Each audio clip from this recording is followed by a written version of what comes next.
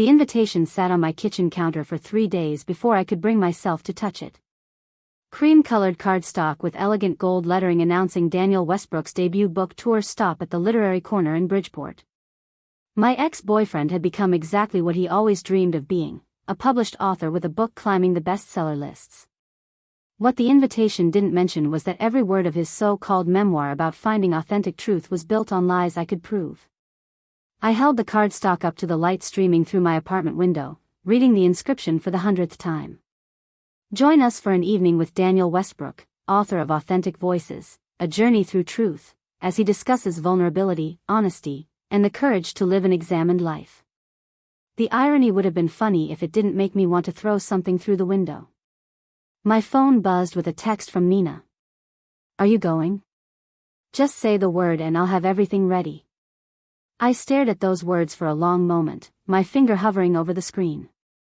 3 years had passed since Daniel walked out of our apartment and out of my life. 3 years since I discovered he'd been living a double existence while I planned our future like a fool. 3 years of rebuilding myself from someone who couldn't get out of bed to someone who actually liked the person she saw in the mirror each morning. But Nina had spent the last 6 months quietly gathering pieces of a puzzle I hadn't even known existed. What she'd found changed everything. Before we jump back in, tell us where you're tuning in from. And if this story touches you, make sure you're subscribed, because tomorrow I've saved something extra special for you. The morning Daniel left started like any other Tuesday in our lives together. I woke up at 6:15 to the smell of coffee brewing in our small kitchen. Daniel was already showered and dressed, sitting at our second-hand dining table with his laptop open and his reading glasses perched on his nose. He looked up when I shuffled in wearing his old college sweatshirt and smiled that warm smile that had convinced me 4 years earlier that he was the one. "Morning, beautiful. There's a fresh pot ready." His voice carried that gentle tone he used in the mornings, soft and affectionate like we had all the time in the world. I poured myself a mug and sat across from him, tucking my feet under me on the chair. "What are you working on so early?" "Just some edits on the manuscript. My agent thinks we're close to something really special here." He turned the laptop slightly so I could see the document open on his screen, pages and pages of text I'd heard him talk about for months but never actually read. His book about finding truth in modern relationships, about vulnerability and authentic connection. The book he'd been writing while we built our life together in this cramped apartment in Bridgeport. "I'm proud of you," I said, meaning it completely. "You've worked so hard on this. Couldn't have done it without you, Laura. You've been my rock through this whole process." He reached across the table and squeezed my hand. His touch felt solid, real, permanent. I remember thinking in that moment how lucky I was to have found someone who pursued his dreams while still making me feel like I mattered. I taught English at Bridgeport High School, spending my days trying to convince teenagers that literature had something meaningful to say about their lives. Daniel wrote at home, working on his manuscript between freelance editing jobs that paid just enough to cover his half of our modest rent. We weren't wealthy, but we were building something together. Or so I believed. That evening, I came home from parent-teacher conferences around 8. The apartment was dark except for the lamp in the living room. Daniel sat on our worn couch with 2 suitcases beside him. Not the small overnight bags he used for visiting his parents. The large suitcases we'd bought together for a trip to California we never ended up taking. "Hey, what's going on?" I set my bag down slowly, my teacher instincts immediately sensing something wrong in the tableau before me. "Are you going somewhere?" Daniel looked up, and I saw his face was completely blank. No tears, no distress, just an empty expression like he'd already left even though his body remained in our apartment. "Laura, we need to talk." Those 4 words that everyone dreads. I felt my stomach drop even before he continued speaking. "I'm leaving. Tonight. I've already moved most of my things out over the past week while you were at work. These are the last items." He gestured vaguely at the suitcases like they were mundane objects rather than symbols of our relationship ending. "What are you talking about?" My voice came out higher than normal, panic creeping into every syllable. "Daniel, what's happening? Did something happen? Are you okay?" "I'm fine. Actually, I'm better than fine. He stood up, straightening his jacket. I've been living a half-life here, Laura. Playing house, pretending this was enough. But it's not. I need more than this. More than what? More than us? I stepped closer, trying to read something, anything, in his face that would help me understand. Yesterday you told me you loved me. Yesterday we talked about renewing the lease. Yesterday everything was fine. Yesterday I was still pretending. Today I'm choosing honesty. He picked up one suitcase, then the other. I've met someone else, Laura. Someone who understands my work, who challenges me intellectually. Someone who makes me feel alive in ways I haven't felt in years. The words hit me like physical blows. Someone else. Years. This wasn't a sudden decision or a moment of weakness. This had been going on for years while I made dinner and graded papers and believed in our future. Who is she? The question came out as a whisper. Her name is Vanessa. She's a literary agent in Chicago. We met at a writing conference 18 months ago. Daniel said this like he was discussing the weather, like the timeline of his betrayal was just another fact to catalog. She's the one who's been helping me with the manuscript. She's the reason I'm going to be published. 18 months. A year and a half of lies while I celebrated his writing progress, while I supported his dream, while I planned our future. I felt dizzy, gripping the back of our second-hand armchair to stay upright. So all those late nights working, all those conferences you attended, all those weekends you said you needed quiet to write, you were with her? Yes. His honesty felt cruel in its directness. And I'm not going to apologize for finding someone who actually sees me, Laura. You're a wonderful person, but we want different things. You want stability and routine. I need passion and intellectual stimulation. I gave you 4 years. 4 years of my life, of supporting your dreams, of believing we were partners. My voice was shaking now, anger mixing with devastation. And you're just walking away like none of it mattered? It mattered. Past tense. Daniel moved toward the door, suitcases in hand. But people grow, Laura. Sometimes they grow apart. I'm choosing growth over comfort. Where will you go? The question seemed important somehow, like knowing his destination would make this real. Vanessa has an apartment in Cedar Heights. I'll be staying there while we prepare for the book launch. His book launch. The manuscript I'd encouraged him to write, had listened to him read passages from, had celebrated each milestone of. That book was happening because of Vanessa, not because of me. What about our lease? What about all our shared bills? What about everything we planned? My mind was grasping for practical concerns because the emotional devastation was too massive to process. I've already talked to the landlord. My name is off the lease as of next month. You'll need to decide if you want to stay or find something cheaper. He opened the door, cold autumn air rushing into our warm apartment. I've left some money on the kitchen counter. That should cover my portion of utilities through the end of the month. That's it? Money on the counter and you're gone?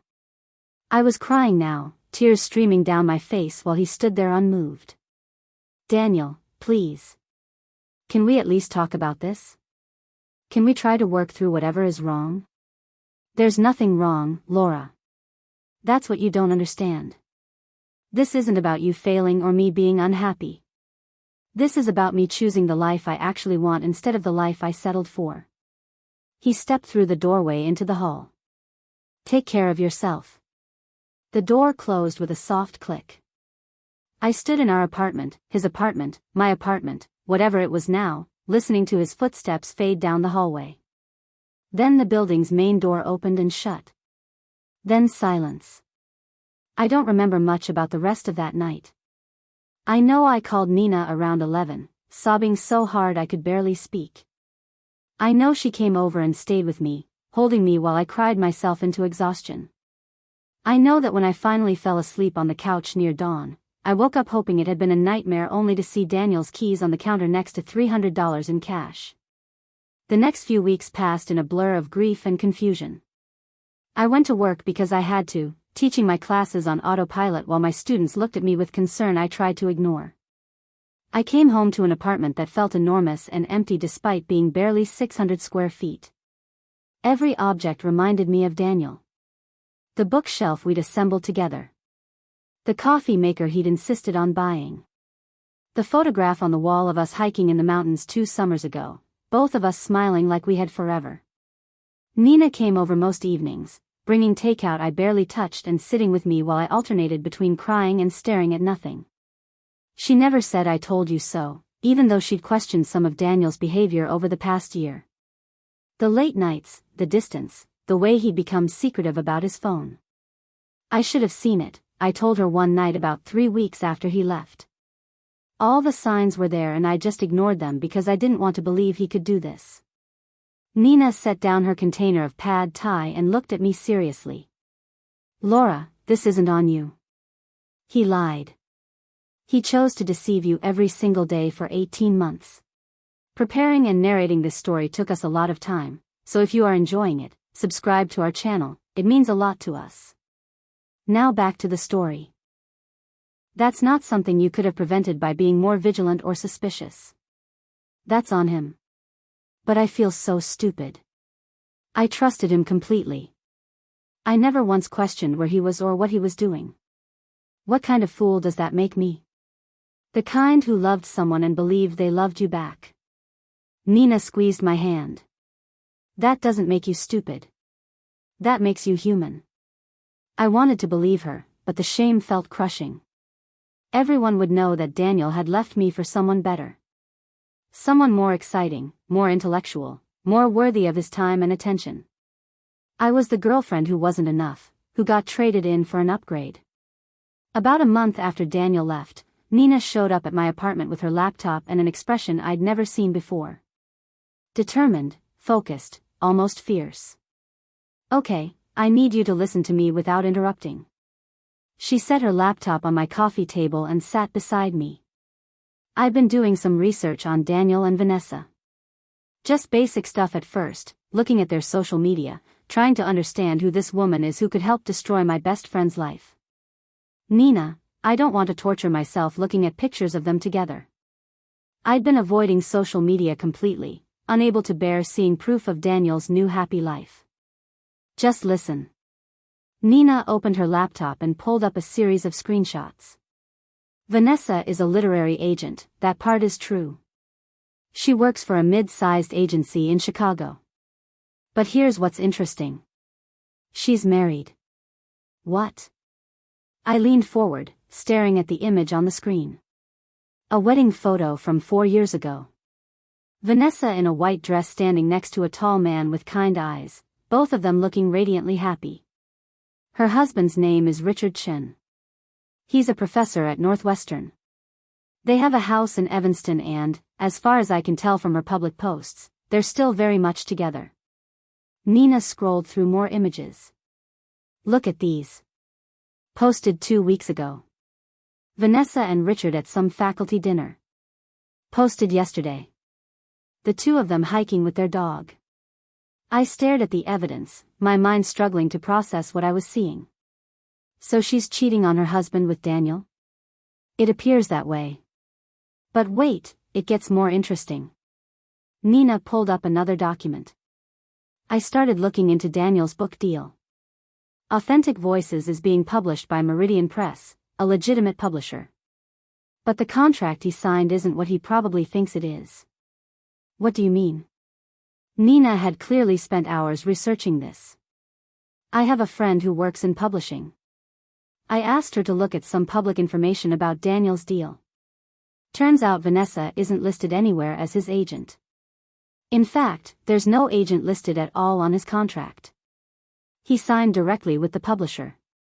So she lied about being his agent? Either that or he lied to you about her role. Nina closed that window and opened another. But here's where it gets really interesting. I started looking at Daniel's manuscript, or at least the description of it. Authentic Voices is supposedly a memoir about his journey toward living honestly and authentically in relationships. It's about rejecting societal expectations and finding true connection. I know. The irony isn't lost on me that he wrote a book about honesty while lying to me for 18 months. Laura, I think there's more to it than that. Nina met my eyes, and I saw something calculating in her expression. What if I told you I think significant portions of his book might not actually be his own work? What are you talking about? I'm talking about the fact that 18 months ago, right when he supposedly met Vanessa, Daniel's writing style changed dramatically. Nina pulled up her phone and showed me saved copies of Daniel's old blog posts from 2 years ago. Look at these. Then look at the excerpts from Authentic Voices that have been released. I read both samples carefully. Nina was right. The old blog posts were fine, competent writing but nothing special. Straightforward observations about daily life, decent metaphors, readable prose. The book excerpts were different. More sophisticated, more polished, more emotionally intelligent. The voice was similar enough that I might not have noticed if they were years apart, but seeing them side by side, the difference was obvious. People improve with practice, I said weakly. Maybe he just got better. In 18 months he went from decent blogger to literary memoir worthy of a major publisher? Nina shook her head. I'm not saying it's impossible, but Laura, what if someone helped him more than just editing? What if Vanessa didn't just encourage his writing but actually contributed significant portions of it? The idea sent a chill through me. Why would she do that? I don't know yet. But I'm going to find out. Nina closed her laptop with finality. Daniel hurt you, and he did it while pretending to be on some noble journey toward authenticity. If there's something dishonest about how that book came to exist, don't you want to know? I looked at my best friend, seeing the protective fierce loyalty that had kept me afloat these past weeks. What are you planning? Research. Investigation. Finding out the truth about Daniel Westbrook's authentic journey. Nina smiled, but there was no warmth in it. If he built his success on lies, the world should know. And if Vanessa helped him deceive you while deceiving her own husband, she deserves some consequences too. That conversation marked a turning point. I stopped drowning in grief and started getting angry. Daniel had taken 4 years of my life and turned them into material for a book about honesty. He'd stolen my time, my trust, my belief in our future, and he was profiting from it while I picked up the pieces of my shattered life. Over the next several weeks, Nina became consumed with her investigation. She had skills I didn't know about, remnants of her journalism degree and her natural talent for research. She found old drafts of Daniel's writing, compared them to the published excerpts, analyzed patterns and style. She tracked Vanessa's online presence, looking for inconsistencies or clues. She even created fake accounts to join writing forums where Daniel and Vanessa might interact. Meanwhile, I focused on surviving. I renewed my lease alone, signing papers that committed me to another year in the apartment where my relationship had died. I rearranged the furniture so it didn't remind me as much of how things used to be. I started going to therapy with Dr. Diane Morrison, a counselor who specialized in betrayal trauma. Slowly, painfully, I began to rebuild. 3 months after Daniel left, I was having coffee with Nina at Millbrook Cafe when she opened her laptop with barely contained excitement. I found something. Her voice was low, urgent. Laura, I found concrete proof. Proof of what? I set down my mug, heart suddenly racing. Proof that Vanessa wrote at least 40% of Authentic Voices. Nina turned her screen toward me. I got into a private writing workshop forum where authors share drafts and critique each other's work. Vanessa is a member under a pseudonym, but I was able to confirm it's her through cross-referencing details. She posted several pieces over the past 2 years for feedback. And some of those pieces appear almost word for word in Daniel's book. Nina pulled up comparison documents, showing passages side by side. Look at this chapter about childhood memories shaping adult relationships. Vanessa posted this draft 14 months ago. Now look at chapter 7 of Authentic Voices. The passages were nearly identical. A few words changed, some sentences reordered, but the core content, the specific examples, even some of the metaphors were exactly the same. "Oh my God," I whispered, reading through more comparisons. He didn't just get help editing. He took her work and put his name on it. It's more complicated than that. Nina scrolled through more documents. Some of the book appears to be genuinely his writing. But major sections, particularly the more emotionally sophisticated parts, are hers. I think they collaborated, but the book is being sold as his memoir, his authentic journey. That's fraud. Can you prove this? I mean, definitively prove it? I have screenshots of everything.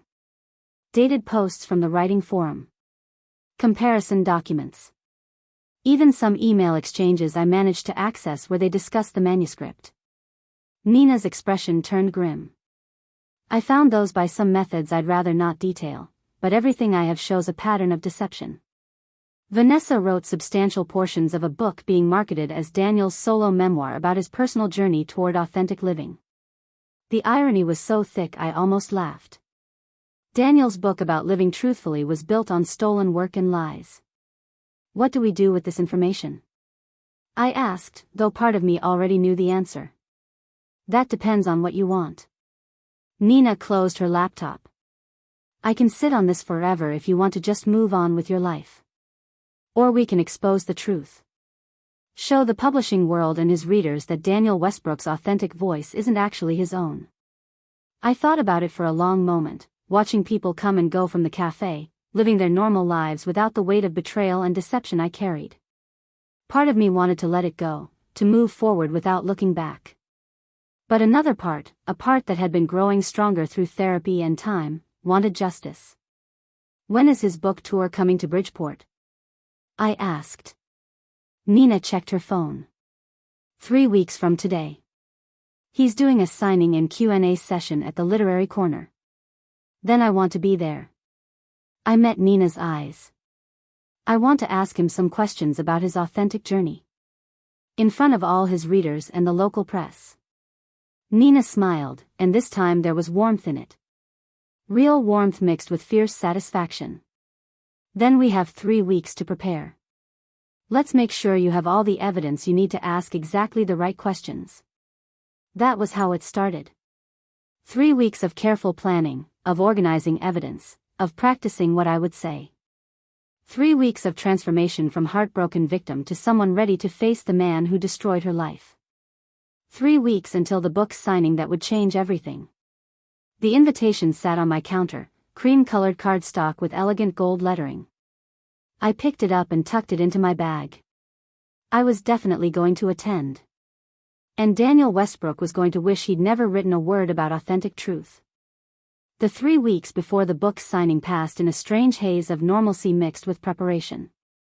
I taught my classes at Bridgeport High, grading essays on symbolism in The Great Gatsby while my students debated whether wealth could ever truly buy happiness.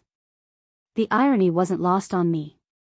Here I was teaching about dishonest people chasing hollow dreams while preparing to expose my ex-boyfriend for doing essentially the same thing.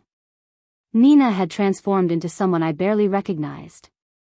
My best friend who usually spent her evenings binge-watching reality television and complaining about her freelance deadlines had become a focused investigator. She'd set up an entire operation in her spare bedroom, walls covered with printed screenshots, timelines drawn on poster board, documents organized in color-coded folders. When I visited her apartment 4 days after our coffee shop conversation, I stood in the doorway of that room and felt a chill run down my spine. "This is intense," I said, taking in the sheer volume of information she'd gathered. Nina looked up from her laptop, her reading glasses perched on her nose. "This is necessary. If you're going to do this publicly, Laura, we need to be absolutely certain of every single fact. One mistake and Daniel can dismiss everything as a bitter ex-girlfriend trying to destroy him out of spite." She was right, of course. The narrative would be easy for Daniel to spin. Heartbroken woman shows up at successful ex-boyfriend's book event to cause drama. Unless I had undeniable proof, I'd come across as exactly what he would claim I was, unable to move on, jealous of his success, vindictive. "Walk me through what you found," I said, sitting on the chair she'd positioned facing her evidence wall. Nina stood and picked up a red marker, using it as a pointer. Okay, so the timeline starts 2 years ago. Daniel attends a writing conference in Chicago. That part is true, we have the conference registration and hotel records from his credit card statements. How did you get his credit card statements? I interrupted.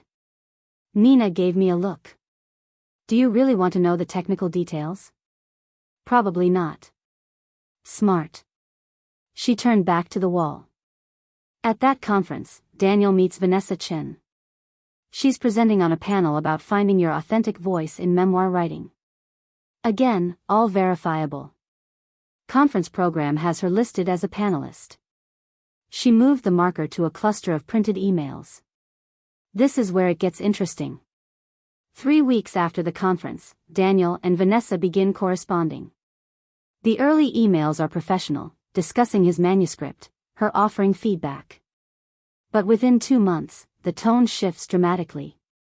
They're meeting in person every few weeks. He's traveling to Chicago, she's coming to Bridgeport. The emails become more personal, more intimate. You hacked his email, I said flatly. I prefer to think of it as unauthorized access for investigative purposes. Nina didn't look remotely guilty. Daniel uses the same password for everything. His dog's name plus the year he graduated college. It's embarrassingly easy. She moved to another section of the wall covered in document comparisons. Here's where the real deception starts. 8 months into their correspondence, Vanessa sends Daniel a draft of what she calls her personal essay collection. Pieces about marriage, identity, sacrifice, finding truth in relationships. Beautiful writing, honestly. Very vulnerable and insightful. Let me guess, I said, feeling sick. Those essays ended up in his book. Not immediately. Nina traced a timeline with her finger. First, Daniel takes those essays and begins reworking them. Changing details, shifting perspectives from female to male, adjusting examples to fit his life instead of hers. He's essentially taking her emotional truth and her eloquent expression of it and making it his own story. That's plagiarism. It's complicated plagiarism. Nina pulled up side-by-side documents on her laptop. Look at this passage from Vanessa's original essay about the moment she realized she'd built her life around someone else's expectations. Now look at chapter 4 of Authentic Voices where Daniel describes his revelation about living for others instead of himself. The emotional arc is identical. The specific metaphors about building a house on sand, about wearing masks until you forget your real face, those are her words with minor modifications. I read both passages carefully. Nina was absolutely right. The bone structure of the writing was identical. Daniel had simply changed the clothing, putting male pronouns where Vanessa had written female ones, substituting his college experience for her corporate job, replacing her mother with his father. But the heart of it, the vulnerable truth of someone recognizing their own self-deception, that was entirely Vanessa's voice. How much of the book is like this? I asked. Nina pulled up a spreadsheet. By my analysis, approximately 43% of Authentic Voices is directly adapted from Vanessa's essays. Another 20% shows heavy influence from her writing style and themes. Maybe 37% is genuinely Daniel's original work, though even that is questionable given how much it pales in comparison to the rest. So he wrote barely a third of his own memoir. And the third he did write is noticeably weaker. Nina pulled up reviews from early readers. Look at these comments from trade reviewers. They all praise the emotional depth and sophisticated prose in certain chapters while noting that other sections feel more surface level. They assume it's intentional, that Daniel is showing his growth as a writer throughout the narrative. But really, they're responding to the difference between Vanessa's writing and his own. I sat back, processing the magnitude of what Daniel had done. He hadn't just cheated on me and abandoned our relationship. He'd stolen another woman's intellectual and emotional labor, repackaged it as his own authentic journey, and was now touring the country being celebrated for vulnerability and honesty he'd appropriated from someone else. What about Vanessa? I asked. Why would she let him do this? That's the question I've been trying to answer. Nina moved to another section of her evidence wall. At first I thought maybe she didn't know. Maybe Daniel took her essays without permission. But look at these emails from 7 months ago. She pulled up a printed exchange. Vanessa writing to Daniel about how excited she was that her words would reach a wider audience, even if her name couldn't be attached. How this was a way for her truth to exist in the world without jeopardizing her marriage or her reputation. How she trusted Daniel to honor the essence of what she'd shared even as he made it his own story. So she was complicit, I said slowly. She was more than complicit. She was an active participant. Nina highlighted several passages. She gave him permission to use her work. She helped him adapt it. She coached him on how to deliver it authentically. In exchange, Daniel promised her that if the book succeeded, his next project would be co-authored with proper credit. She saw this as a stepping stone. A stepping stone built on lies. I felt anger rising in my chest, hot and focused. Both of them deceived everyone. Vanessa's husband thinks she's working late on client manuscripts while she's actually meeting Daniel. Daniel told me he was writing alone in coffee shops while he was really collaborating with his affair partner. The publisher thinks they're getting a genuine memoir when they're actually getting a collaborative fiction marketed as one person's truth. Nina nodded. And the readers believe they're connecting with Daniel's authentic voice and vulnerable honesty when they're actually responding to Vanessa's emotional truth filtered through Daniel's appropriation of it. Can we prove all of this? I mean, in a way that can't be dismissed or explained away. Yes. Nina's voice was firm. I have dated drafts of Vanessa's original essays with metadata showing when they were created.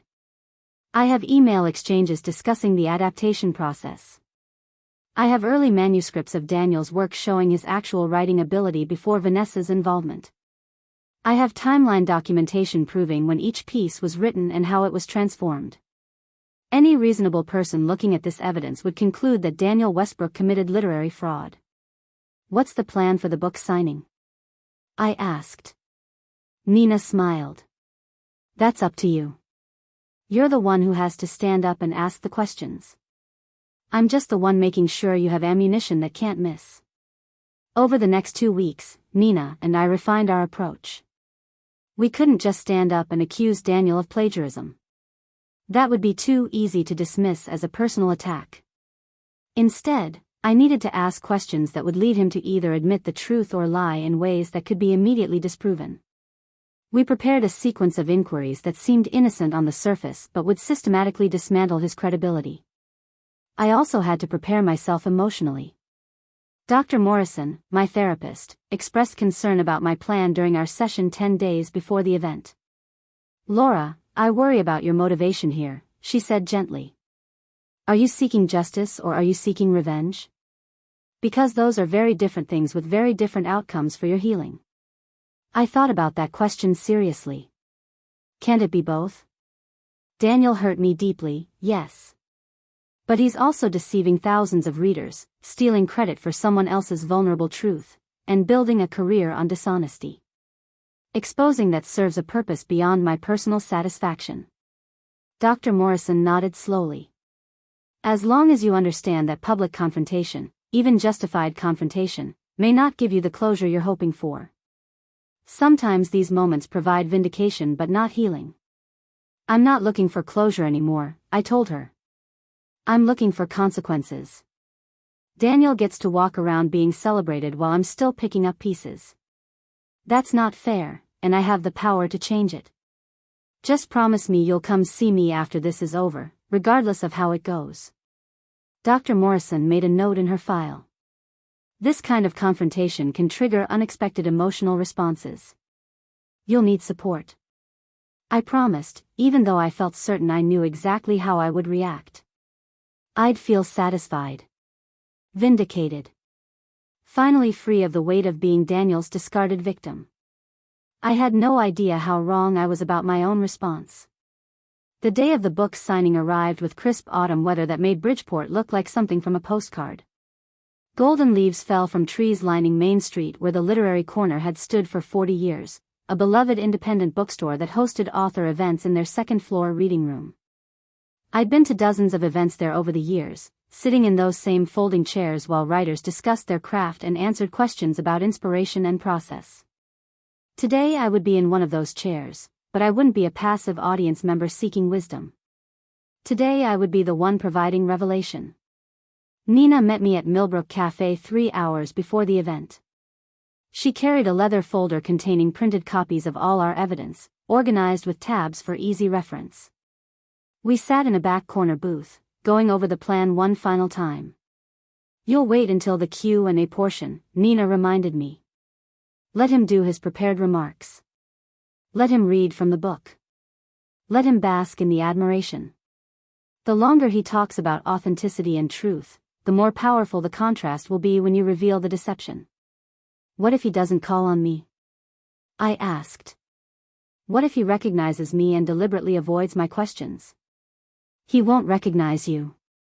Nina pulled out her phone and showed me photos of myself from 3 years ago when Daniel and I were still together. My hair had been long then, falling past my shoulders in waves I'd carefully maintained. Now it was cut in a sharp bob that skimmed my jawline. I'd lost weight from stress and grief, my face more angular than it used to be. I looked like a different person. "You've changed, Laura. You're not the woman he left behind." She was right. The reflection I'd seen that morning showed someone harder, more focused, no longer soft around the edges with trust and affection. Daniel wouldn't expect this version of me. What if I freeze? The question came out quietly. What if I stand up and suddenly can't speak? Nina reached across the table and gripped my hand. "Then I'll ask the questions for you. But you won't freeze. You've been rehearsing this for 2 weeks. You know every word, every piece of evidence, every logical progression. Your teacher training alone makes you better at public speaking than 90% of people. You can do this." I nodded, trying to absorb her confidence. We went over the key questions again, the sequence designed to trap Daniel in his own narrative before revealing the truth underneath. 2 hours before the event, I went home and changed clothes 3 times before settling on an outfit that balanced professional and approachable. Dark jeans, a burgundy blouse, a blazer that made me look put together without being intimidating. I wanted to blend into the audience, just another reader curious about the author's process. Nina texted as I was applying minimal makeup. "I'm already here. Claimed us seats in the 3rd row. Close enough to be heard clearly but not so close that you stand out." I arrived at the literary corner at 6:20, 40 minutes before the scheduled start time. The bookstore was already buzzing with activity. A display near the entrance featured stacks of authentic voices with Daniel's author photo prominently displayed. In the image, he looked thoughtful and sincere, gazing slightly off camera as if contemplating deep truths. I felt a surge of anger looking at that manufactured authenticity. Upstairs in the reading room, about 60 chairs had been set up facing a small podium with a microphone. A table held more copies of the book alongside a poster advertising Daniel's tour dates. Nina sat in the 3rd row as promised, an empty seat saved beside her.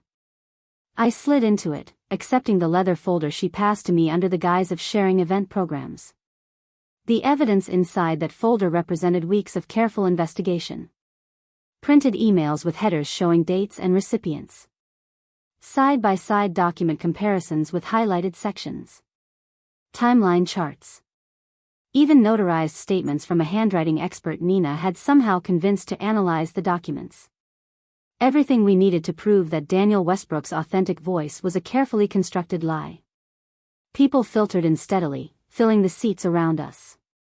I recognized some faces from the local literary community, teachers from other schools, students from Harrington University, book club members I'd seen at previous events.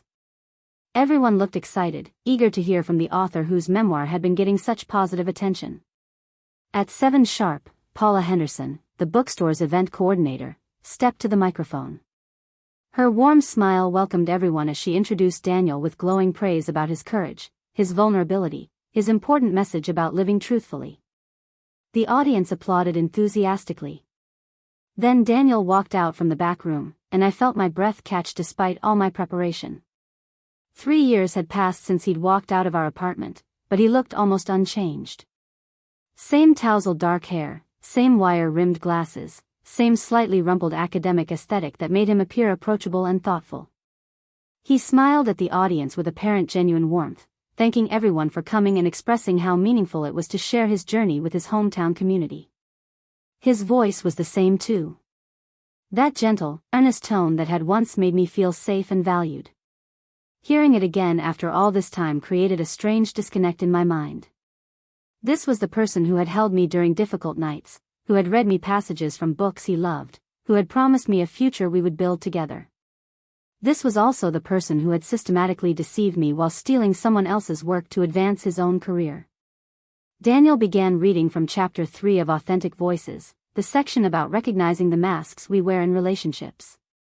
His voice carried emotion perfectly, pausing at meaningful moments, emphasizing key phrases. The audience was rapt, several people nodding along with his words about vulnerability and truth. I recognized the passage. It was one Nina had flagged as being directly adapted from Vanessa's essay about emotional authenticity in marriage. Every beautiful metaphor about removing layers of pretense, every insight about the courage required to show your true self, those were Vanessa's thoughts expressed in Vanessa's eloquent language. Daniel was simply performing them as if they were his own revelations. When he finished reading, applause filled the room. Daniel smiled humbly, acknowledging the response while Paula returned to the microphone to explain how the Q&A session would work. Audience members would raise their hands, Paula would bring them the microphone, and they could ask their questions. Several hands shot up immediately. The first question came from a young woman in the front row asking how Daniel had found the courage to be so vulnerable on the page. He answered with a rehearsed response about truth being its own reward, about how hiding behind false narratives was more painful than exposing difficult truths. The audience murmured appreciation. More questions followed. Someone asked about his writing process. Daniel described early morning sessions at coffee shops, finding quiet spaces where he could access difficult emotions. Another lie, given that much of the book had been written by Vanessa or adapted from her work during their frequent meetings. But his answer sounded authentic, seasoned with small details about coffee preferences and the specific cafe where he claimed to have had breakthrough moments. A professor from Harrington University asked about the relationship between memory and truth in memoir. Daniel delivered a sophisticated answer about subjective experience and emotional honesty that I suspected came directly from Vanessa's academic background. The professor nodded approvingly, clearly impressed by the depth of Daniel's theoretical understanding. 15 minutes into the Q&A, I raised my hand. Paula scanned the room and pointed to me. The microphone made its way down my row. Nina squeezed my knee in encouragement as I stood, leather folder in hand. Daniel looked at me with polite interest, no recognition in his eyes. Just another audience member with a question about his work. "Hi Daniel," I began, keeping my voice steady and friendly. "Thank you for such a moving reading. I'm particularly struck by your emphasis on authentic voice and living truthfully. My question is about collaboration in the writing process. Did you work with anyone who helped shape the book's themes or contributed to its development?" It was a softball question, deliberately vague. Daniel could answer it honestly by mentioning Vanessa's role, or he could lie and claim sole authorship. Either way, his response would set up my next question. Daniel smiled, relaxed and confident. "Well, every writer has editors and early readers who provide feedback. My agent was instrumental in helping me refine the manuscript. But the core voice and experiences in Authentic Voices are entirely my own. This is my story, my truth, told in my words." The lie hung in the air, clear and definitive. I opened the leather folder. "That's interesting," I said, still maintaining a conversational tone. "Because I've been researching your work, and I found something curious. There's a private writing workshop forum where authors share drafts for peer review. A writer named V. Chen posted several personal essays on that forum between 14 and 20 months ago. The essays discuss themes remarkably similar to those in your book. In fact, some passages appear nearly identical." I pulled out the first comparison document and held it up. Daniel's expression shifted slightly, confidence wavering. "I'm not familiar with that forum," he said carefully. But thematic overlap isn't unusual in memoir. Many writers explore similar territory. Of course, I agreed pleasantly. But this goes beyond thematic similarity. Would you mind if I read a brief excerpt from one of these essays and compare it to a passage from your book? Without waiting for permission, I began reading from Vanessa's original essay, the section about building a life on false foundations. Then I read the corresponding passage from Chapter 4 of Authentic Voices. The similarities were undeniable, clear to everyone in the room. Gasps and murmurs rippled through the audience. Daniel's face had gone pale. Those passages address similar themes, but that doesn't constitute. I held up another document, cutting him off gently. V. Chen is Vanessa Chen, a literary agent in Chicago. According to conference records, you met her at a writing workshop 2 years ago. According to email correspondence, you've been working closely with her on this manuscript. These emails discuss how her personal essays would be adapted into your narrative voice. Nina stood beside me, holding up her phone showing enlarged screenshots of the emails in question. Paula looked between us and Daniel in confusion, unsure whether to intervene. Daniel's rehearsed calm cracked. This is completely inappropriate. You're taking private communications out of context to make baseless accusations. Who even are you? I'm Laura Brennan, I said clearly. We lived together for 4 years. You left me to be with Vanessa Chen 18 months ago, around the same time significant portions of your book shifted from your writing style to hers. I'm not here for personal reasons, Daniel.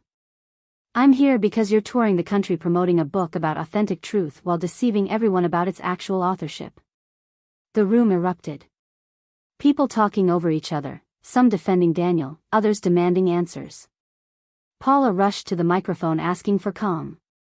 Daniel stood frozen at the podium, his face cycling through shock, anger, and something that might have been fear. Nina raised her voice over the chaos. We have documentation. Dated drafts with metadata. Timeline analysis. Expert verification. All available for review. This isn't about a bitter ex-girlfriend. This is about literary fraud. Daniel finally found his voice, but it came out sharp and defensive. Vanessa provided editorial guidance. That's not the same as co-authorship. Writers work with editors and mentors all the time. You're deliberately misrepresenting a normal collaborative process. I pulled out the final document, the one Nina had saved for this moment. Then perhaps you can explain why Vanessa's original essay titled Finding Truth in False Narratives, posted to the workshop forum 16 months ago, contains the exact same extended metaphor about building houses on sand that appears in your Chapter 4, using nearly identical phrasing down to the specific architectural details. Silence fell over the room as people processed this information. Daniel opened his mouth, closed it, tried again. The collaboration was more extensive than typical, yes, but... Did your publisher know that 43% of Authentic Voices was adapted from someone else's personal essays? I asked. Did your readers consent to buying a collaborative work marketed as a solo memoir? Did Vanessa's husband know she was contributing her intimate truths to your book while conducting an affair with you? That last question landed like a bomb. More gasps. Someone in the back started recording on their phone. Paula attempted damage control, but it was far too late. The careful image Daniel had constructed was crumbling in real time. This event is over, Daniel said abruptly, stepping away from the podium. I'm not going to stand here and be ambushed by someone with a personal vendetta. Then I'll make this simple, I said, my voice cutting through his retreat. Verify or deny. Did Vanessa Chen write substantial portions of the book you're claiming as your sole work? Daniel looked at me directly for the first time, and in his eyes I saw the calculation happening. He could lie and hope to discredit me later. He could admit partial truth and try to spin it as normal collaboration. He could walk away and deal with fallout through lawyers and publicists. What he didn't expect was the man standing up in the back row. The tall man with kind eyes I'd seen in Vanessa's wedding photos. Richard Chen had apparently been in the audience the entire time. I'd like to hear the answer to that question too, Richard said quietly. His voice carried weight that silenced the remaining murmurs. Because my wife Vanessa has been telling me she's working late on client manuscripts for 18 months. If she's been writing your book instead, I think I deserve to know. Daniel's face went from pale to gray. The room waited. And in that moment of suspended anticipation, I realized I'd accomplished exactly what I'd set out to do. The truth was finally, unavoidably visible. Whatever happened next, Daniel Westbrook would never again be able to tour as the author of Authentic Voices without someone questioning whose voice it actually was. The reading room at the literary corner had transformed from a cozy literary gathering into something resembling a courtroom. Richard Chen stood in the back row, his presence commanding attention despite his quiet demeanor. Daniel remained frozen at the podium, his carefully constructed author persona cracking like dried paint. Every eye in the room moved between the three of us, waiting to see who would speak next. Daniel recovered first, his voice strained but attempting authority. This is neither the time nor the place for personal drama. If Richard has questions about his marriage, that's a private matter between him and Vanessa. My marriage became a public matter the moment my wife's work appeared in your published book without attribution. Richard moved down the aisle toward the front, his footsteps echoing in the tense silence. I'm a literature professor, Mr. Westbrook.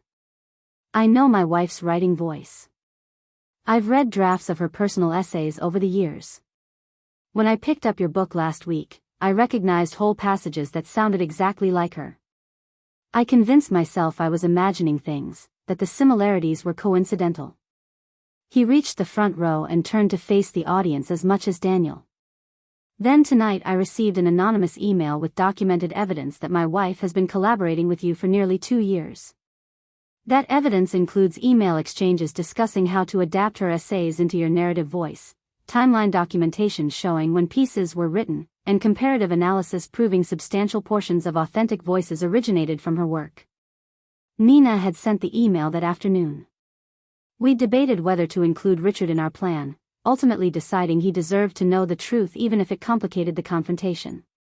Looking at his face now, pained but resolute, I felt certain we'd made the right choice.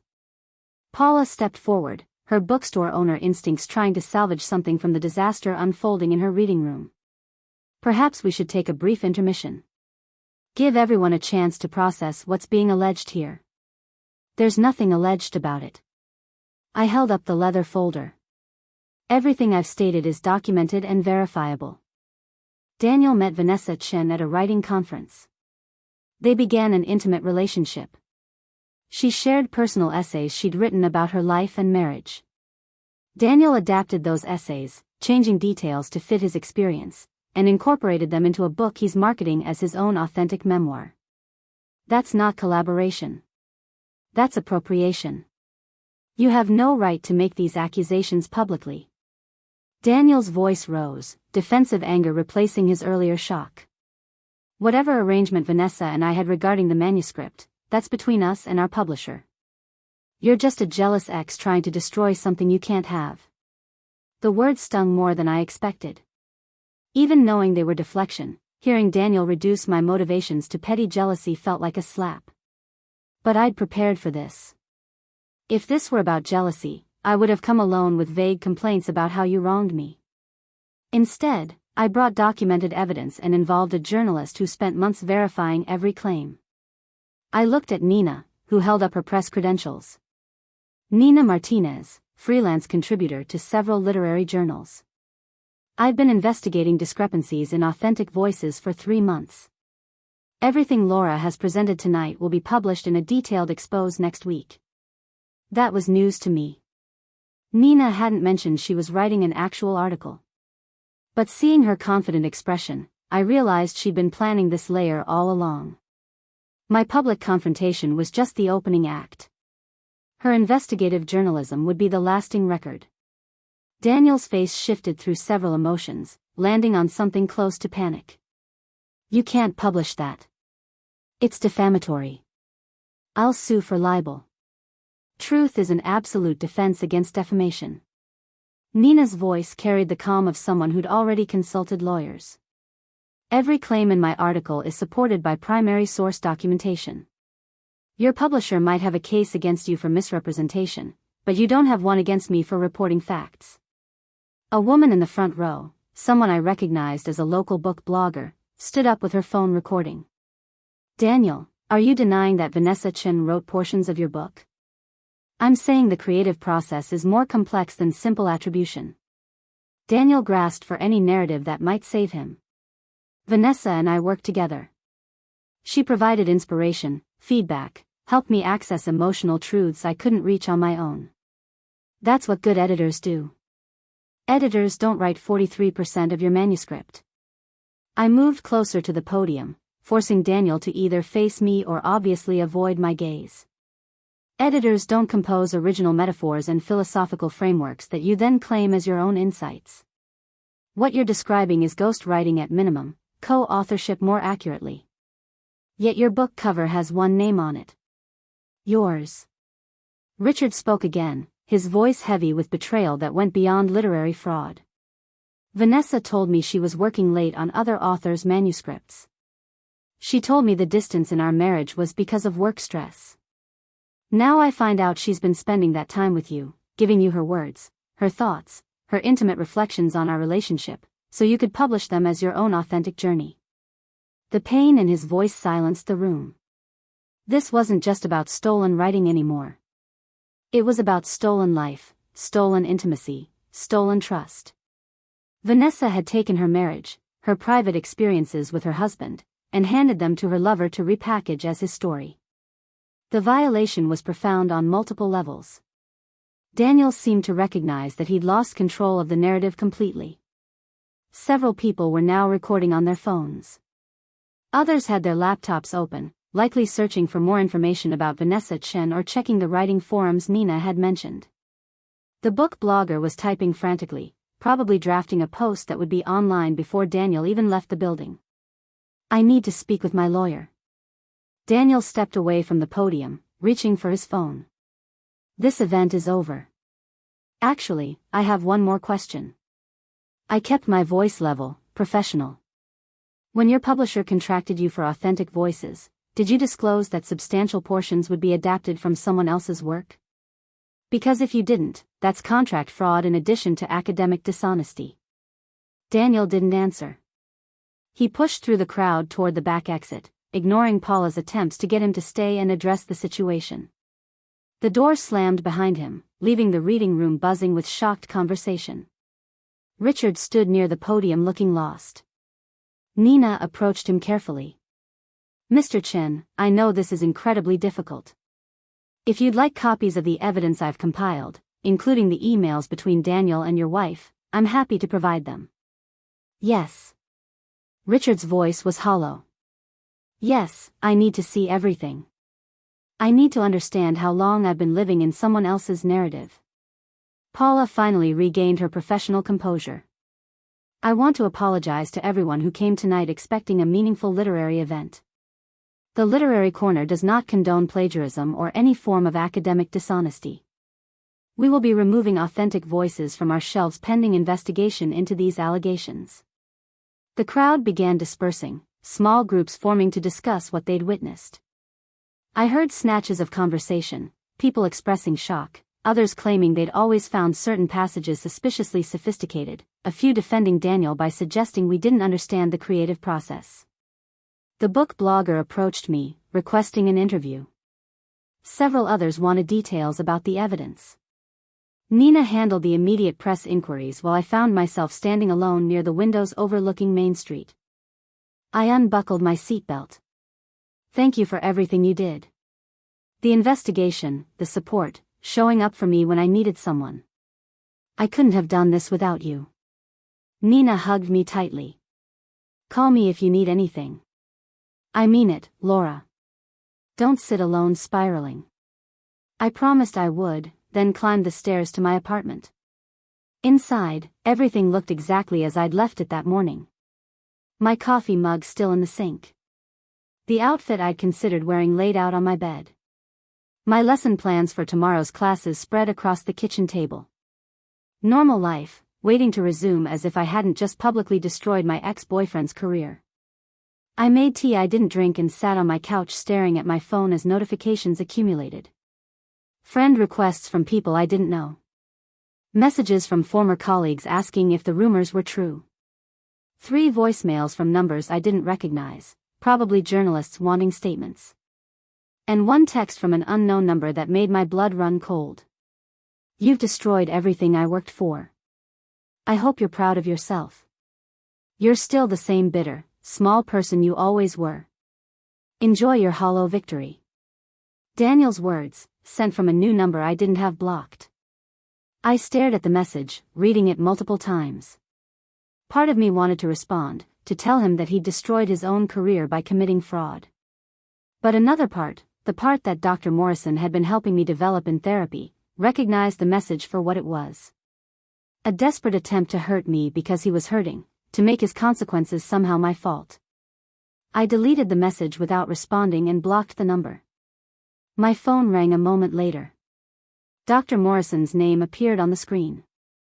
I'd given her permission to check in after major events, and apparently Nina had already contacted her. Laura, how are you holding up? Her voice carried professional concern but also genuine warmth. I don't know.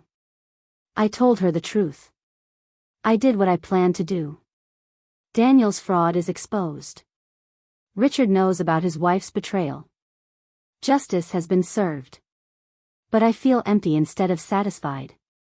That's a completely normal response to confrontation, even justified confrontation. Dr. Morrison's tone was reassuring. You've been focused on this goal for months. Now that you've achieved it, your mind has space to process everything you've been avoiding. The grief, the loss, the betrayal itself rather than just the anger about it. I didn't expect to feel bad for Richard. I sat down heavily on my couch. He's suffering because of what I revealed. His marriage is probably over, and I'm part of the reason why. His marriage was already damaged by his wife's choices. You just made the damage visible. There's a difference between causing harm and revealing harm that already exists. Dr. Morrison paused. But it's understandable that you feel empathy for him. That empathy is actually a healthy sign. It means you haven't let anger completely override your capacity for compassion. What do I do now? The question came out plaintive, almost childlike. I've spent so much energy on this confrontation. What comes next? Now you do the harder work. You process the loss. You grieve the relationship you thought you had. You rebuild your sense of self beyond being Daniel's victim or his destroyer. You figure out who Laura is when she's not defined by what he did to her. That sounds exhausting. It is exhausting. But it's also where real healing happens. Exposing Daniel was about justice. What comes next is about your own growth and peace. We talked for another 20 minutes, Dr. Morrison helping me develop a plan for the coming days. Continue teaching, maintain my routine, journal about my feelings, resist the urge to obsessively follow the fallout online. Most importantly, be gentle with myself about the complicated emotions that would inevitably surface. After we hung up, I opened my laptop and searched for news about the event. The book blogger's post had indeed gone viral.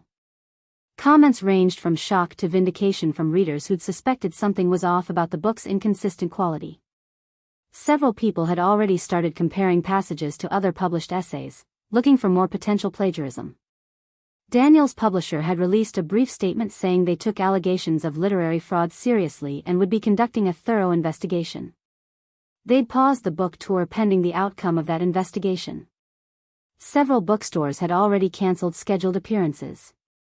Vanessa Chen's name was trending on literary Twitter. People had found her agency profile, her wedding announcement, her academic publications. The narrative was building quickly. Married literary agent conducts affair with aspiring author, ghostwrites his memoir while stealing from her client's work. I wasn't sure that last part was true, but the internet loved a villain and Vanessa fit the role perfectly. My phone buzzed with a text from Richard. Thank you again for tonight. I've been reading through the evidence. It's worse than I imagined. But I'm grateful to know the truth. I hope you find peace after all of this. His grace in the midst of his own pain humbled me. I typed back a simple response wishing him strength and offering to answer any questions he might have. Then I closed my laptop and turned off my phone. The silence in my apartment felt different than it had for the past 3 years. Not empty exactly, but open. Like something had finally been released, creating space for whatever came next. I'd spent so long being the woman Daniel left behind, then the woman seeking justice against Daniel. Now I had the opportunity to be simply Laura again, undefined by his presence or absence in my life. I thought about the students I'd be teaching tomorrow, their essays on symbolism waiting to be graded. I thought about the book club meeting next week where we discuss a novel about truth and memory. I thought about the life I'd been living in the margins while focusing all my energy on exposing Daniel's lies.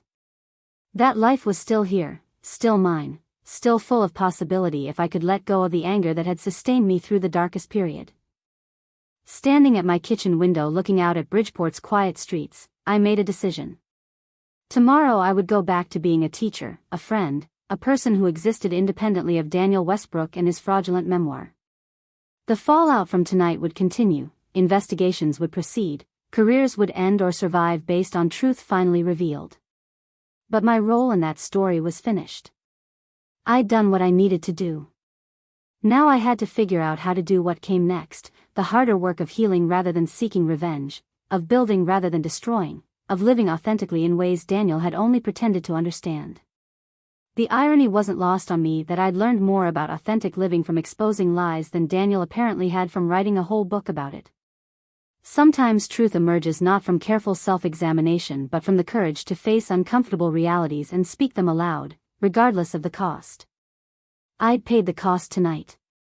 So had Richard, so had the readers who felt betrayed, so had Paula whose bookstore had become the scene of literary scandal. And Daniel was paying it now, his carefully constructed image crumbling under the weight of evidence he couldn't deny. But truth, as painful as it was, had value that comfortable lies never could match.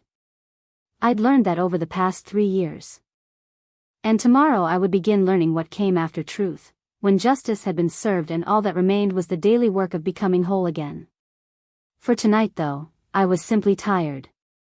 Tired and sad and strangely at peace with both emotions. I'd done what I needed to do. The rest would unfold as it would, with or without my involvement. I made myself actually drink the tea this time, took a long shower, and went to bed in my apartment that still held traces of the life Daniel and I had shared. But those traces felt like archaeology now, remnants of a different era rather than wounds that actively bled. Progress, I thought as I drifted towards sleep. Not healing yet, but definitely progress. And for tonight, that was enough. The morning after the book's signing, I woke to discover I'd become infamous in certain corners of the internet. My phone, which I'd turned back on while making coffee, immediately flooded with notifications. Emails from journalists. Direct messages on social media from people I'd never met. 3 voicemails from Daniel's publisher requesting an interview. And one particularly vicious email from an address I didn't recognize calling me every name imaginable for destroying a talented author's career out of petty vindictiveness. I deleted that one without reading past the first paragraph and focused on getting ready for work. My juniors had essays due today analyzing the use of unreliable narrators in literature. The irony of teaching that particular unit this week wasn't lost on me. Bridgeport High looked exactly as it always did when I pulled into the faculty parking lot. Red brick building that had stood since the 1950s, students clustering by the front entrance comparing homework and gossiping about weekend plans. For a moment, I allowed myself to hope that maybe the scandal hadn't penetrated the high school bubble yet.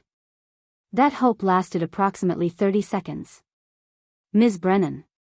One of my students, a sharp girl named Katie who always sat in the front row, rushed up to me as I walked toward the entrance. "Is it true you used to date Daniel Westbrook? The author who got exposed for plagiarism?" Several other students turned to stare. I felt heat creep up my neck but kept my expression neutral. "That's not really appropriate to discuss, Katie. We should focus on your essay analysis today." "But everyone's talking about it." Another student, Marcus, held up his phone showing the book blogger's post from last night. "It says you were the one who confronted him at his book signing." That you had all this evidence proving he stole someone else's work. That's so cool, Ms. Brennan. Like you're a literary detective or something. Cool wasn't the word I'd use, but I appreciated that Marcus saw it as standing up for principle rather than petty revenge. Thank you, but really, we should head inside. You all have essays to turn in. The hallway buzzed with whispered conversations that died down as I passed. Other teachers looked at me with expressions ranging from curiosity to concern. Principal Harrison caught my eye from his office doorway and gave me a subtle nod indicating I should stop by when I had a chance. I nodded back and headed to my classroom, hoping I could get through at least first period before having to discuss the situation with administration. My students filed in carrying their essays and barely contained questions. I took attendance and collected papers, maintaining my usual routine. But when I asked who wanted to start our discussion on unreliable narration in The Great Gatsby, every hand shot up. That never happened. Katie spoke first when I called on her. Ms. Brennan, I know you probably don't want to talk about last night, but it actually relates to what we're studying. Gatsby is all about people presenting false versions of themselves, right? Creating narratives that aren't true but that they want others to believe. That's basically what your ex did with his book. She wasn't wrong. I set down my copy of Fitzgerald and leaned against my desk. You're right that there are thematic connections.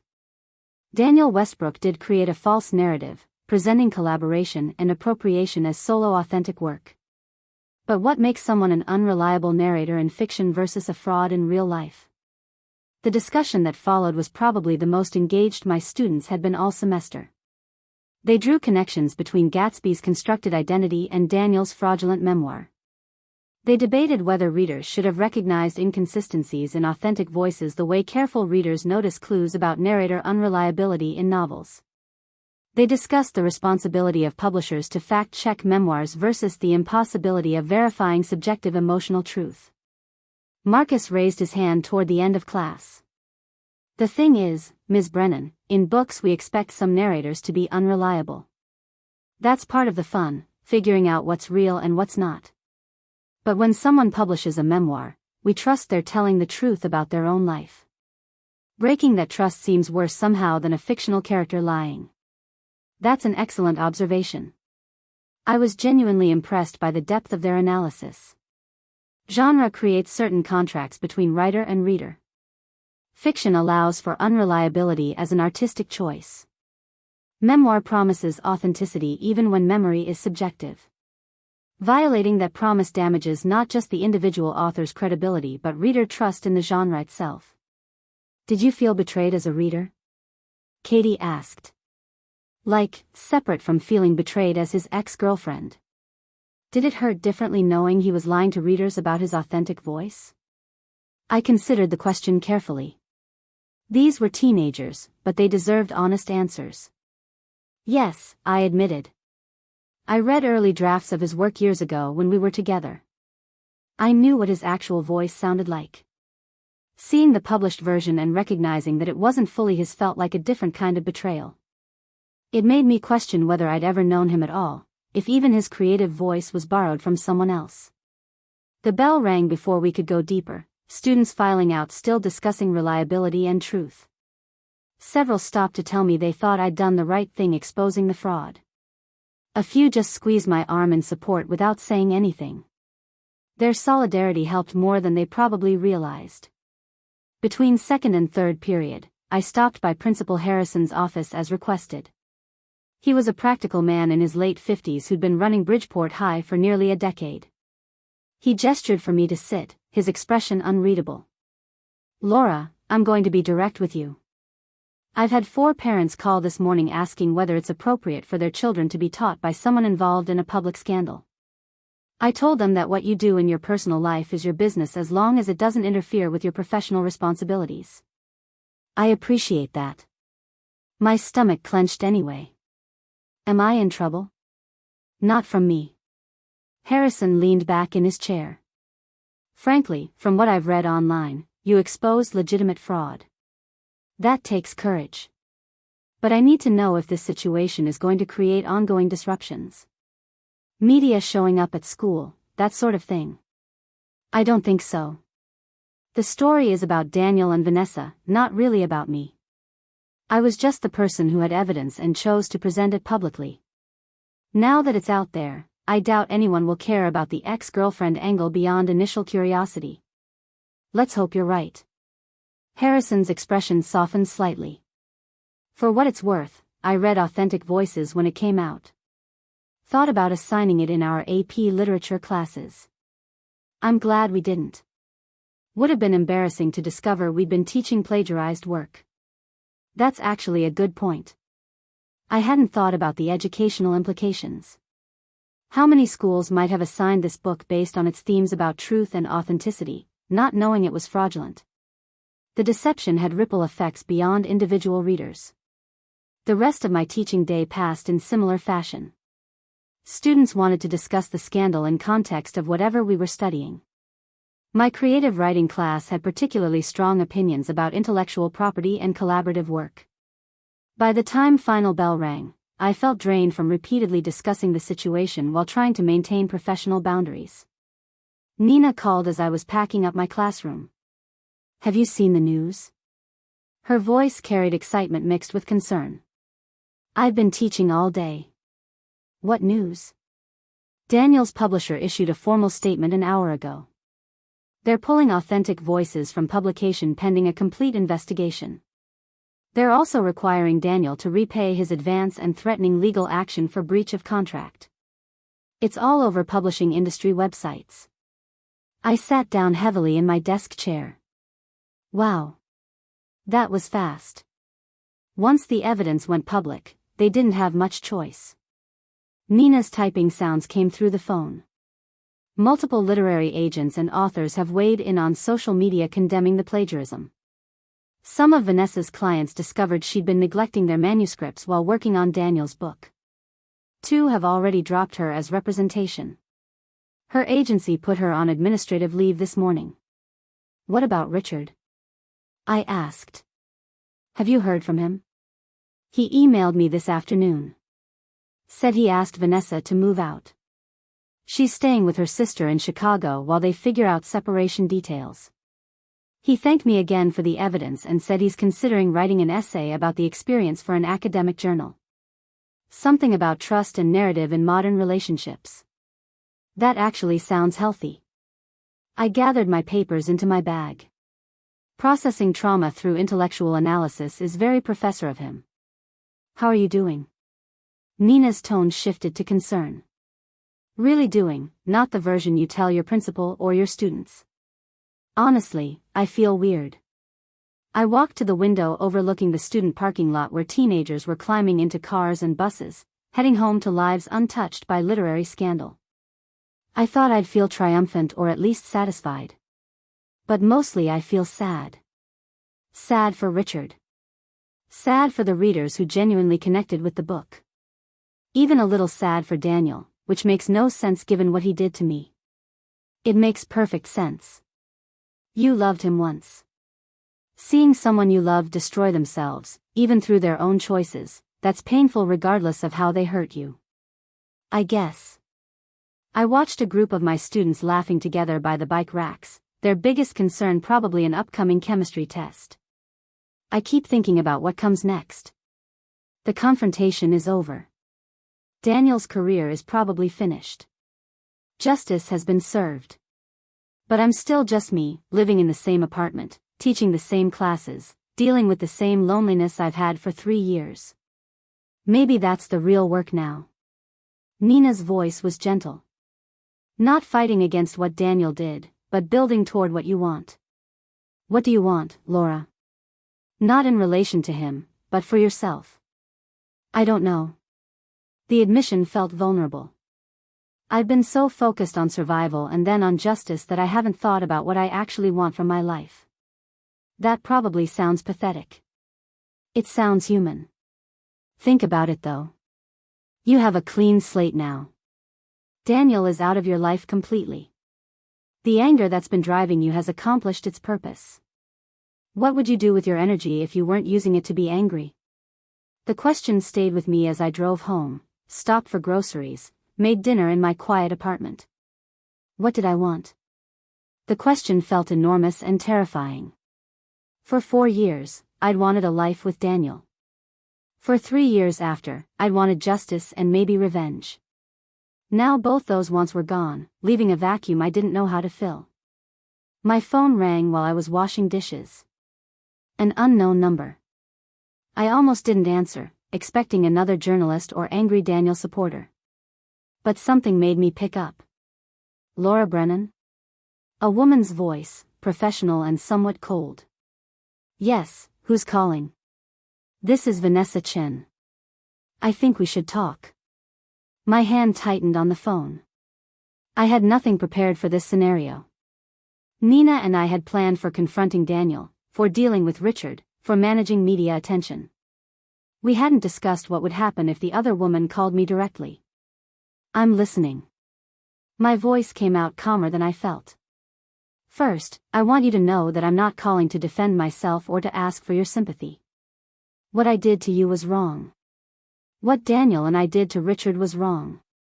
What we did to readers by misrepresenting the book's authorship was wrong. I'm aware of all that. Okay. I moved to my couch, settling in for what felt like it might be a long conversation. Then why are you calling? Because you deserve to know the full story. Not Daniel's version or the version that's being spread online, but what actually happened from my perspective. Vanessa's voice carried exhaustion.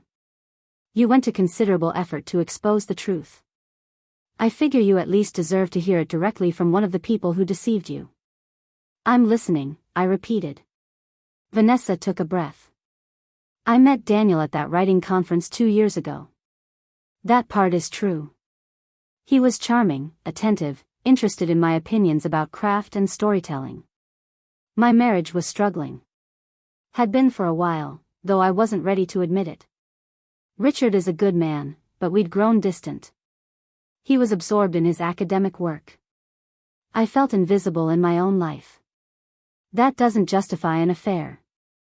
The words came out harder than I intended. No, it doesn't. I'm not trying to justify anything.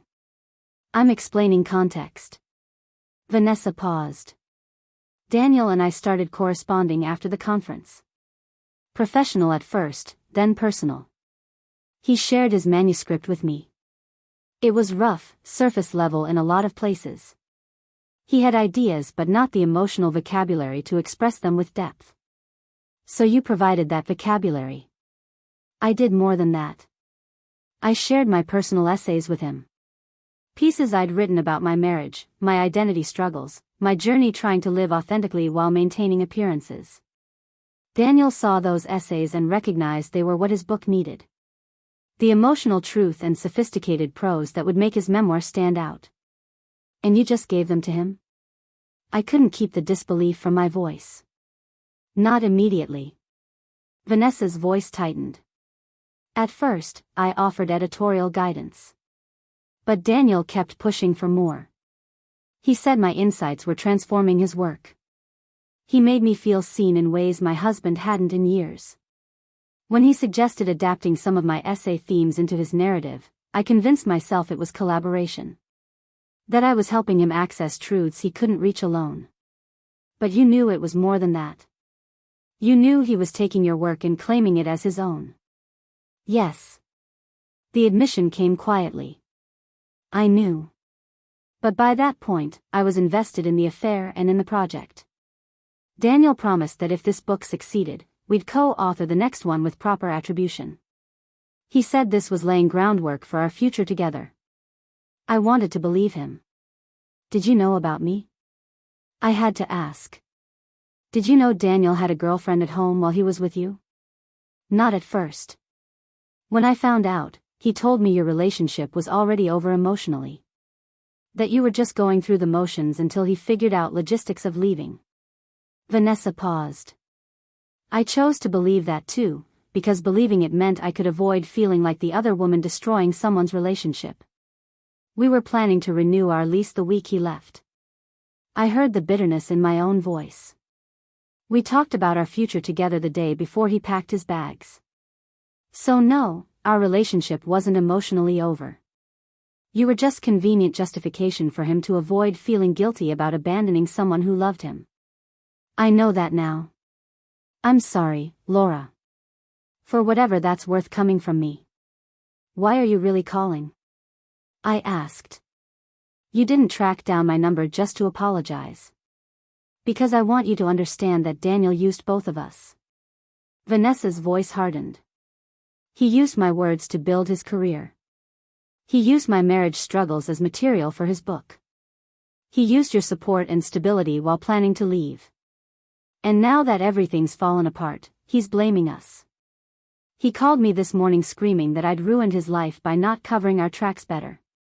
As if the deception was my sole responsibility. What did you say? I told him to lose my number.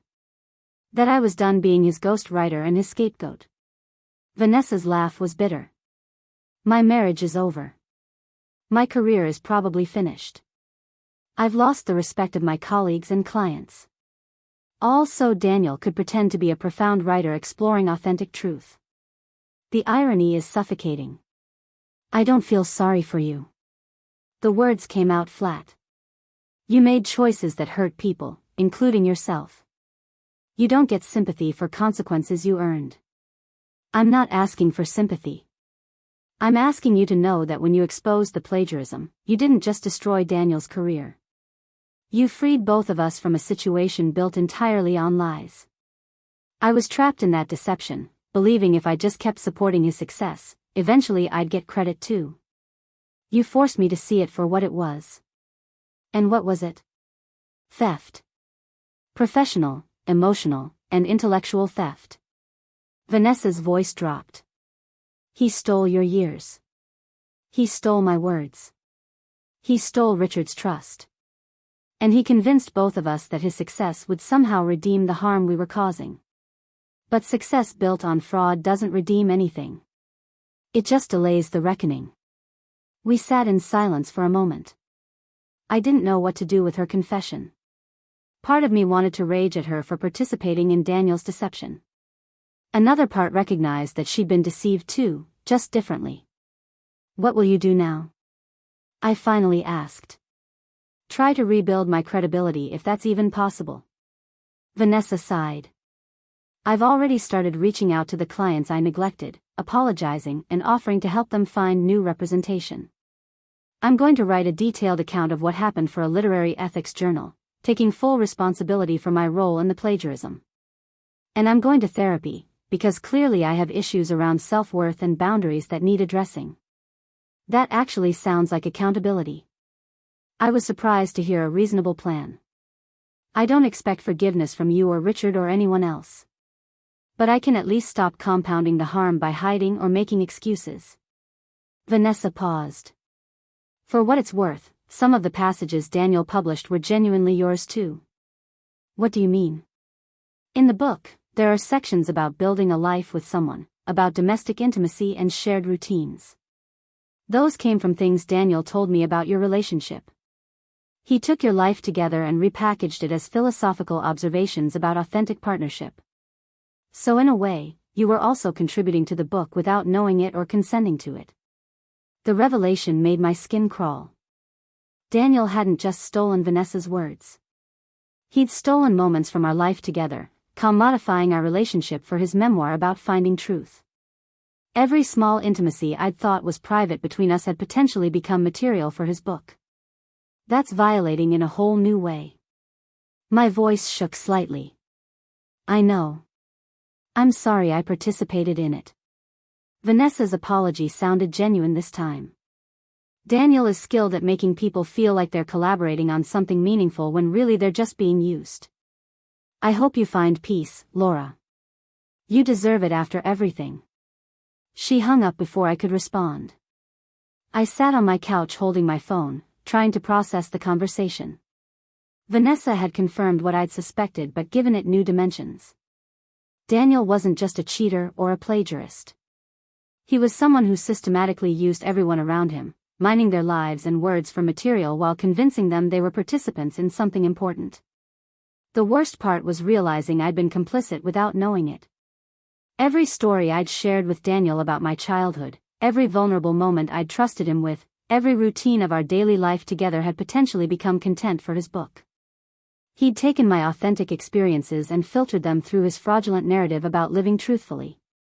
I needed to talk to someone who would understand. I called Dr. Morrison even though it was after hours, leaving a voicemail asking if she had any emergency appointment availability. Then I called Nina and told her about Vanessa's call. She's trying to rehabilitate her image. Nina's response was immediate and cynical. Playing the fellow victim card so people see her as someone Daniel manipulated rather than an active participant in fraud. Maybe. I wasn't sure. But some of what she said rang true. Daniel did use people. He used me for stability and material. He used Vanessa for her writing talent and emotional insights. He probably would have used Richard's academic reputation if he'd had access to it. That doesn't absolve Vanessa of responsibility. Nina's voice was firm. She chose to give him her work. She chose to participate in the affair. She chose to help deceive readers. Being used doesn't eliminate agency. I know. But hearing her take responsibility, planning actual accountability steps, that felt different than Daniel's defensiveness. He sent me a message last night calling me bitter and small. She called to admit what she did was wrong. People show remorse in different ways. Some of it's genuine, some is strategic. Time will tell which Vanessa's turns out to be. After we hung up, I spent the evening reading coverage of the scandal. Multiple news outlets had picked up the story. Literary Twitter was still dissecting every angle. A few authors had posted threads about their own experiences with plagiarism or ghostwriting. Publishers were discussing how to better verify memoir authenticity. The conversation had expanded far beyond just Daniel's specific fraud. My name appeared in some articles as the ex-girlfriend who exposed the truth, but most coverage focused on the larger issues. Questions about collaboration versus plagiarism. The ethics of ghostwriting when books are marketed as solo works. The responsibility publishers have to readers. How digital evidence makes hiding fraud increasingly difficult. One article featured an interview with Richard. He spoke eloquently about betrayal and trust, about how his experience as a literature professor made the deception particularly painful. He'd spent his career teaching students to analyze texts carefully, to question narratives, to recognize unreliable voices. Yet he'd missed the signs in his own marriage and in a book written partially by his wife. His pain came through every carefully chosen word.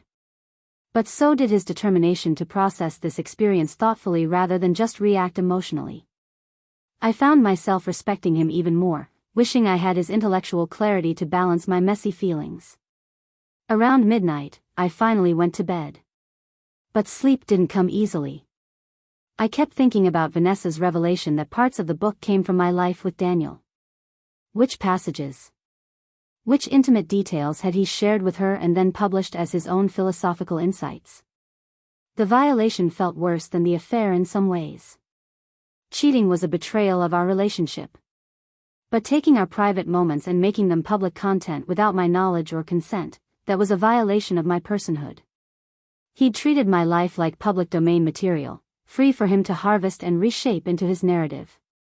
I thought about confronting him, demanding to know exactly which parts of authentic voices came from our relationship. But what would that accomplish? Daniel had already shown he felt no remorse, only anger that he'd been caught. Asking him for details would just give him another opportunity to hurt me. Instead, I made a different decision. Tomorrow I would request a copy of the full manuscript from Nina's investigation files. I would read authentic voices completely, with critical distance, looking for traces of my own life in Daniel's fraudulent memoir. I would identify which of my truths he'd stolen. Not because I wanted to give him more power over me, but because I needed to know what he'd taken so I could fully reclaim it. Every story he'd commodified for his book was still mine. My childhood, my relationships, my daily routines, my emotional experiences, those belonged to me regardless of how Daniel had tried to appropriate them. Reading his book would hurt. Recognizing my life distorted through his lens would feel like a new violation. But ignorance wouldn't protect me. Only full knowledge of what he'd stolen would allow me to truly take it back. As I finally drifted towards sleep, I thought about my students' discussion that morning. They'd asked whether exposing fraud was worth the personal cost. At the time, I'd focused on principle over price. But lying in the dark processing everything, I realized the real answer was more complicated. The personal cost had been high. Public scrutiny, emotional exhaustion, complicated feelings about revenge and justice, the discovery of new violations I hadn't known existed. But the alternative would have been worse. Living with knowledge of fraud and choosing silence would have meant becoming complicit. It would have meant protecting Daniel's lies at the expense of my own integrity. Sometimes doing the right thing extracts a price. The question isn't whether to pay it, but whether you can live with yourself if you don't. I'd chosen to pay. And despite everything, despite the exhaustion and complicated emotions and ongoing revelations, I still believed I'd made the right choice. Justice wasn't comfortable or simple. But it was necessary. And now, finally, I could begin moving beyond it toward whatever came next in my own story, the one Daniel would never again have any part in writing. 6 months passed before I finally opened the file Nina had sent containing the complete manuscript of Authentic Voices. Spring had arrived in Bridgeport, transforming the town with cherry blossoms and the kind of gentle warmth that made everything feel possible again. I'd spent those months in therapy, working through layers of grief and anger I hadn't known existed. Dr. Morrison helped me understand that healing wasn't linear, that some days I'd feel strong and others I'd cry over nothing at all. The literary world had moved on from the scandal, though Daniel's name remained synonymous with plagiarism in publishing circles. His contract had been terminated, his advance fully recouped, and he'd retreated from public life entirely.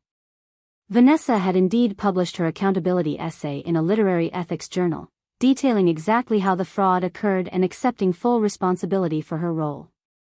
Several publications had praised her transparency while others questioned whether it was genuine remorse or reputation management. Richard had filed for divorce and taken a sabbatical to write a book about trust and deception in modern relationships. As for me, I'd started living again rather than just surviving. I joined a book club that met at the Literary Corner, finding community with other readers who loved discussing stories without the weight of personal connection to authors. I'd started writing again myself, nothing I planned to publish, just personal essays processing my experience. And I'd been on 3 dates with Marcus Chen, a librarian at Harrington University who had no connection to Daniel or the scandal and who made me laugh in ways I'd forgotten were possible. Reading Daniel's manuscript felt like the final step in reclaiming what he'd taken from me. I settled onto my couch with tea and my laptop, ready to face whatever I found in those pages. The dedication stopped me immediately. For Laura, who taught me that love looks like daily devotion. I stared at those words, feeling something break open in my chest. He'd dedicated his fraudulent book to me while planning to leave me, using my name as window dressing for authenticity he'd never possessed. I read through the entire manuscript in one sitting, highlighting passages as I went. Some sections were clearly Vanessa's work, her sophisticated prose and emotional depth obvious even filtered through Daniel's attempted voice. Other sections I recognized as genuinely his, the surface-level observations and clumsy metaphors that matched his old blog posts. And then there were the sections that came from our life together. Chapter 9 described morning routines with a partner, the intimate choreography of shared space and comfortable silence. Those weren't invented observations. That was our kitchen, our coffee maker, the way I'd stand at the window watching birds while he read the news on his phone. He'd taken those quiet moments and presented them as philosophical insights about authentic partnership, never acknowledging they came from watching someone he planned to betray. Chapter 12 discussed compromise and sacrifice in relationships. The examples were from conversations we'd had about my teaching career versus his writing ambitions, about choosing Bridgeport over bigger cities, about building a life that honored both our dreams. He transformed our actual negotiations into abstract principles, commodifying our relationship struggles as universal wisdom. By the time I finished reading, I'd highlighted 37 passages that came directly from our life together. 37 moments he'd stolen and repackaged without permission or acknowledgement. The violation stung, but it also clarified something important. Daniel had needed my life to write his book because he didn't have enough authentic experience of his own. His entire memoir about living truthfully was built on borrowing other people's truths because his own were too shallow to fill a book. I closed the laptop and picked up my phone, scrolling to a draft email I'd been writing for weeks. It was addressed to a literary magazine that published personal essays. The piece I'd written was titled "Living in Someone Else's Narrative: Reclaiming Stolen Stories."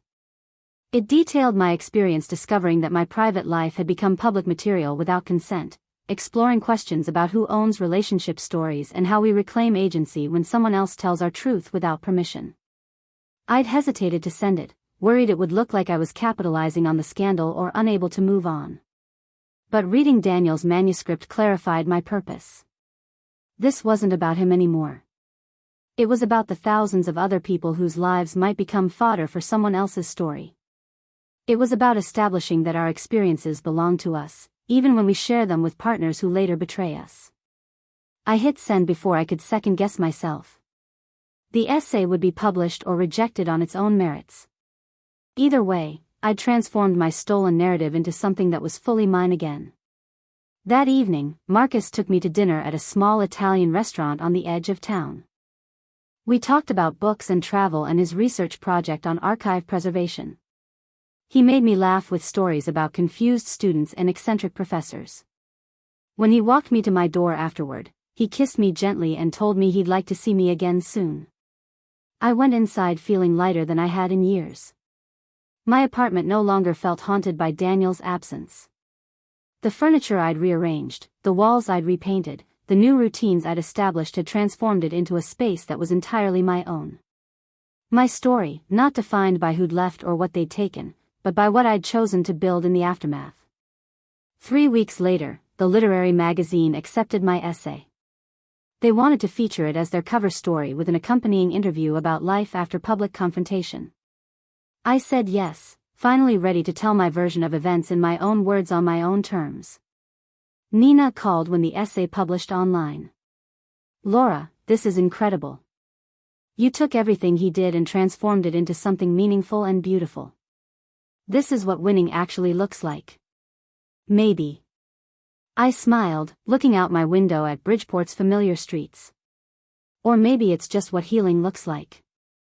Moving from victim to survivor to someone who gets to define her own narrative." Daniel had tried to write my story without permission.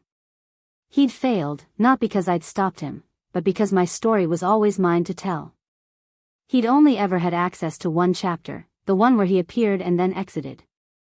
Everything that came before and after belonged entirely to me. And I was finally ready to write it myself, authentically, in my own voice that no one could steal or replicate. The book's signing confrontation had been necessary, justice delivered in public view. But this, reclaiming my narrative and using it to help others recognize their own power, this was the real victory. Daniel's authentic journey had been a fraud. Mine was just beginning, built on actual truth, genuine growth, and the hard-won understanding that the best revenge isn't destruction. It's becoming so completely yourself that the person who tried to diminish you becomes irrelevant to your story. I was finally, fully, authentically Laura again. And that was worth more than any hollow victory over someone who'd never really known me at all. Up next, you've got 2 more standout stories right on your screen. If this one hit the mark, you won't want to pass these up. Just click and check them out.